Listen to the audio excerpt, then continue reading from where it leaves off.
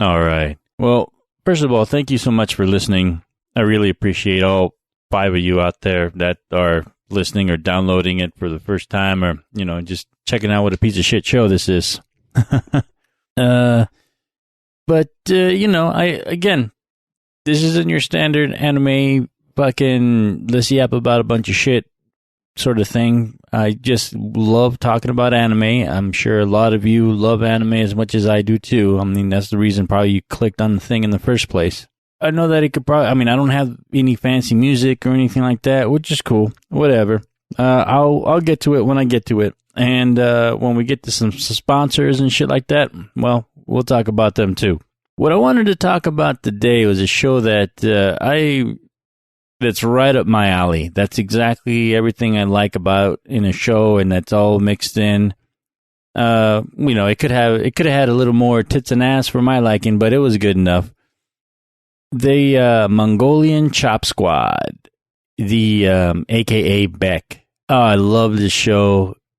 It's what I consider. Let's just say it's what I consider to be one of the elite animes where it's got everything. It's got good animation. It's got a great storyline. It's great drama, and it's got it's funny at times too to balance out the drama, and it's just overall a great story.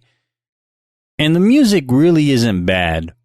The music, the story is great. The music isn't bad. I do have a little bit of a problem with there's too much of I like Rage Against the Machine, but there's a little bit too much of that, and there's a little too much of the 311, if you guys know what I mean. I think that I forget what year this anime was made, but whoever made it pretty much understood the music. Now, I would say, I don't know if they understood the music industry as much. It makes for a great story. I don't know how true to life the music industry is in Japan like that. But I do like how they started off. Again, the story where the arc is good. I love it. It's believable. I think it would make for a great movie or a great real live action scene sort of a series. Not that I am looking forward to that, or not even that I think that they should make one. But if someone made one, I can see it happening. The other thing that I really love about this fucking show is the T-shirts, man. I love the band T-shirts that they have. I almost wish that they were real shirts. I mean, I guess I could make my own shirt, but it really is. I think it's fucking badass how they can't say certain band names, but they get kind of close to it. They can't say certain. They can't use even the products. Like I said, Jack Daniels is Dak Daniels or something like that. I mean, it's pretty cool. Now the episode, I finished watching the show almost a year ago, and I thought it was amazing, of course. And just the episode that I have in the background here, and you know why I'm going to love this one is because I'm a bluesman. I really love the blues, and the fact that they included the blues as part of the musical universe that the band, quote unquote, is influenced by, really just it just really turned me on. I love it. I'm like, oh my god, the blues, and how knowledgeable at one point they are about. Let's just say how it seems that the main character is knowledgeable about the blues and about a blues hero. It's a made-up character, but of course it's based on reality sort of events, as I assume most of the story is. The rags to riches to rags story I get is from this band. I think it's awesome. There's even like enough of the backstory here to make it mysterious, which is, it's kind of what I liked about this. See, I grew up listening to grunge music, 90s kid. I really was into anything that was coming out of Seattle. Of course, I listened to Nirvana and Soundgarden and Mudhoney and all these other bands. But the band that did it for me was Pearl Jam. I'm a huge Pearl Jam fan, and I'm really into the music. I'm one of those guys that follows them around whenever they're in town or even in the vicinity, and I go to as many shows as I possibly can. Now, some of you might not remember, some of you might not even be old enough to be when Pearl Jam was first hitting the scene. But for those of you that know Pearl Jam and have even the luxury of seeing them live, let alone only their albums, you might know when they first started out, the band's beginnings and their background was more or less kind of shrouded in mystery. Nobody really knew much about them outside of Seattle.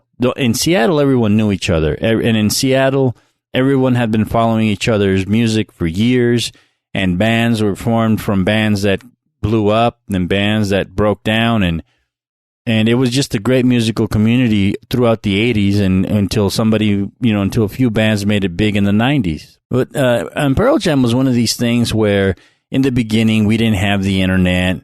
Well, we did, but it wasn't as readily available as it is now. Certainly there was no such thing as smartphones, and everything you had to look up you just had to really look into their background or be fucking in the know.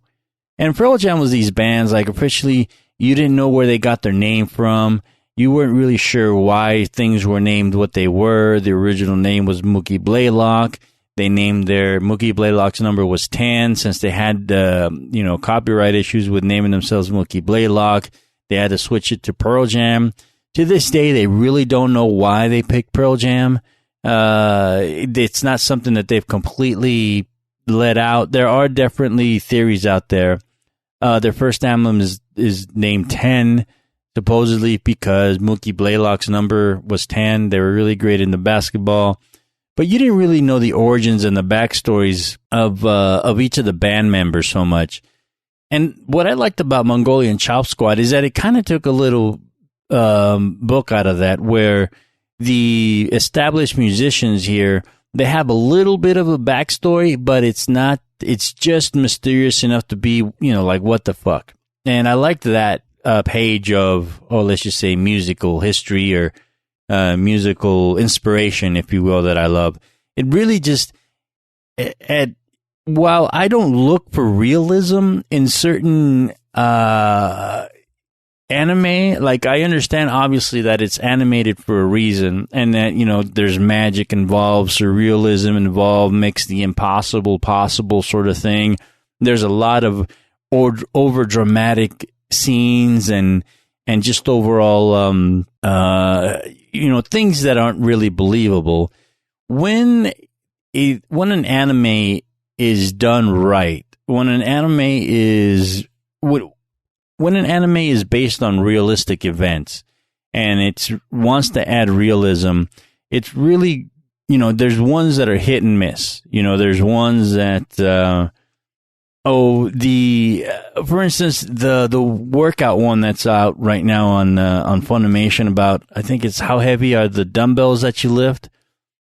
Some of the workout routines there that they point out, I'm not sure I base my workout routine on an anime.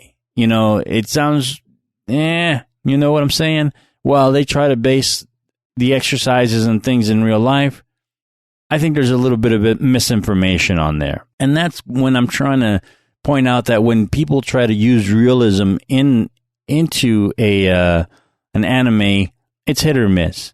Rascal Senpai is another one where I think it really did its research as far as let's just say like psychology and psychiatry and really dive deep in emotions and how to deal with them. I think there is a really good foundation for that anime to be made.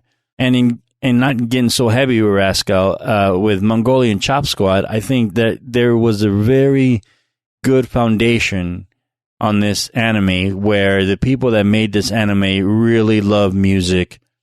And to a certain extent, really love pop music. The Beatles, of course, are heavily have heavily influenced this anime. But I think that the Seattle scene really got a hold of them. The whole idea of the music industry and the whole dream. Well, of course, you hear of bands making it the exact same way that Mongolian Chop Squad made it. You don't get I say exact as far as coming from being a garage band to touring arenas and big festivals. I mean, I certainly don't mean to imply that the Suge Knight, Tupac, Death Row record scenes happens all the time, but you know, obviously that shit happened too. The violence in the music industry is real. I don't think a lot of bands need to go through that or have experienced that. At least, I don't know. Maybe not recently.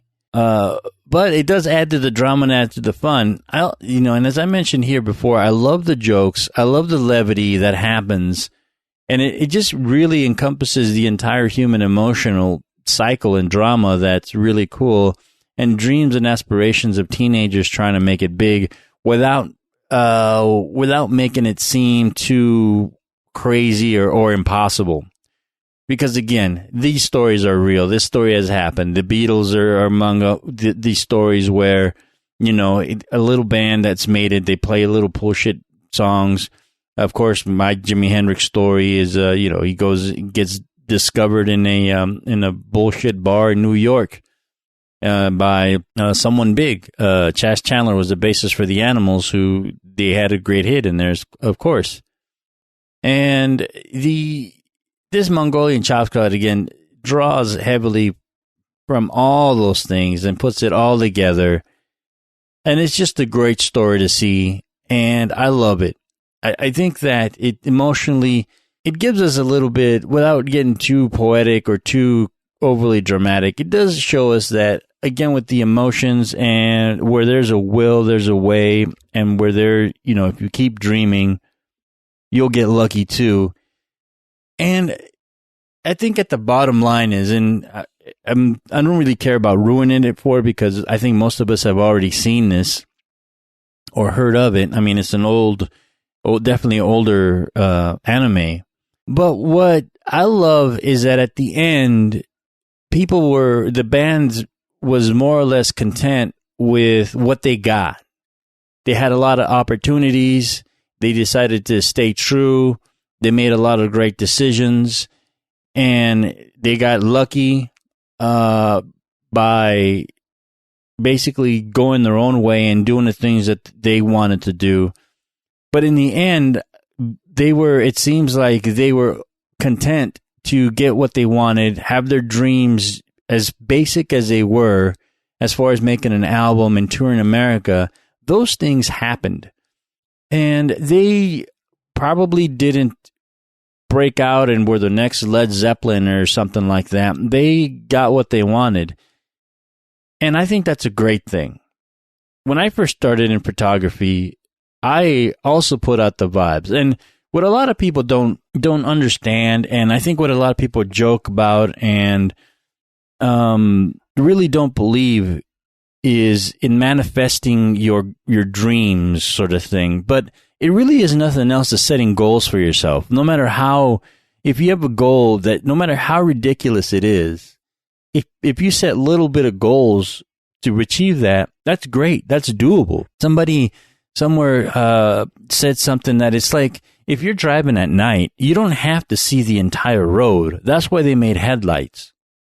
So you just have to see what's immediately in front of you, conquer that, and you will keep going and going and going a little bit at a time until you get to your destination. And that's exactly what manifesting your thoughts and your goals and your dreams are, where you say, okay, I want to do this, this, and this, and then slowly but surely you get to that point. When I first started off in photography, one of the things that I wanted to do is, of course, to me, is I love music. Music is my thing. It's the whole reason I got into photography, and one of the reasons I was able to achieve a lot of the things that I do today is because of my love of music and my taste in music. And when I first started out in photography, I put it out in the universe that I wanted to do a few things. I wanted to obviously record the best, and I started off in San Diego. I want to record the best bands in San Diego, and document a scene that was young and up and coming, much so like Seattle was in the 90s before they blew up. I wanted to go on tour with a band in a van. I wanted to photograph bands that were recording in the recording studio and even videotape them and somehow make a little documentary. But I didn't ask the what's funny is, all that stuff came through within a matter of 4 to 5 years of me putting that out there and putting that goal out there. All those things happened because I loved it. I had a passion for it, and I wanted to do all these things and artistically, creatively, and document the scene that I was in that I felt was amazing. And I did that. The only thing I didn't put out, though, which I regret a little bit, is I didn't put out to be rich and famous or have this crazy catalog. But, this is the sort of thing that I'm talking about with this band. They did have goals set out, and I love the fact that they accomplished them and that everyone at the end is essentially satisfied with their creative goals. Now, the romance that's put out there and the relationships that came up and broke down because of this band, those sometimes that's what happens in life too. You grow up with certain people and you either grow old with them or you grow apart. But yeah, this show, Mongolian Chop Squad, was really one of the good ones, one of the great ones that is a pleasure to watch, and that while it might not be life changing in any sort of way, it is definitely entertaining and thought-provoking, and it was definitely made to hit in America. All right. Thank you so much for tuning in. You guys take care, and I will talk to you later. Enjoy your youth.